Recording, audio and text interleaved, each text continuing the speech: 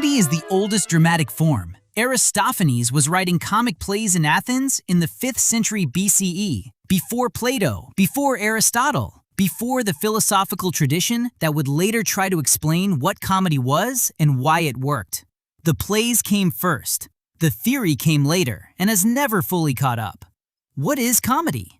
The simplest definition is that it is drama in which the social order is disrupted and then restored, usually through the exposure of hypocrisy, the defeat of pomposity, or the resolution of romantic confusion. Where tragedy ends in death, comedy ends in marriage. Where tragedy isolates its protagonist, comedy reintegrates them into the community. But this definition, while accurate for a certain kind of comedy, does not account for Chekhov's comic plays, which end in neither marriage nor death, but in people continuing to live with their disappointments.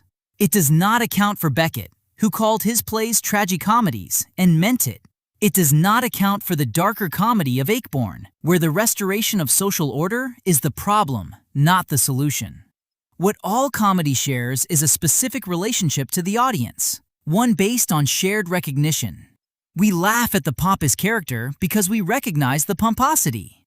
We laugh at the romantic confusion because we have been confused. Comedy is a social art, in a more immediate sense than tragedy. It requires the audience to agree that something is absurd, that something has been exposed, that something is true about the way people behave. This is why comedy is harder.